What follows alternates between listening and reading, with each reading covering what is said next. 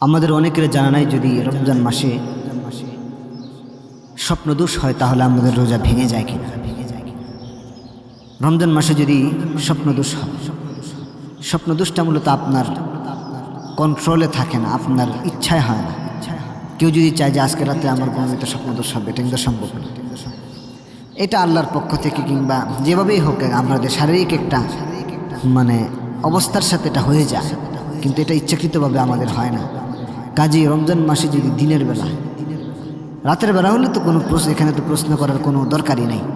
যদি রমজান মাসে দিনের বেলা আমাদের কারো ঘুমের ভিতরে যদি স্বপ্নদোষ হয়ে যায় তাহলে আমাদের রোজা ভেঙে যাবে না, আমাদের রোজা ঠিক থাকবে, আমাদের রোজার সমস্যা হবে না। হ্যাঁ, তবে স্বপ্নদোষ হয়েছে, আমি ভাবছি যে আমাদের রোজা হয়তো ভেঙে গেছে, এই মতো অবস্থায় যদি আমরা কিছু খেয়ে ফেলি তাইলে আমাদের রোজা ভেঙে যায়।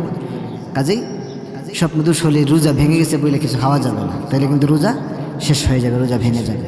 কিন্তু যদি আমাদের স্বপ্নদোষ হয় তাহলে আমাদের রোজা ভাঙবে না। তবে হ্যাঁ, আমাদের একটু সতর্ক থাকা চাই।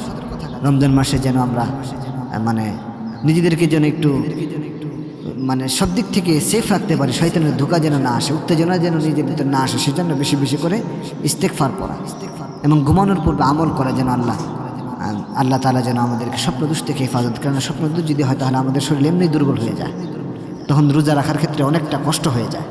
কাজে রমজান মাসে দিনের বেলা ঘুমাইলে আমরা ইনশাআল্লাহ দোয়া দুরূদ পড়ে আল্লাহর কাছে সাহায্য প্রার্থনা করি, এরপর আমরা ঘুমাবো।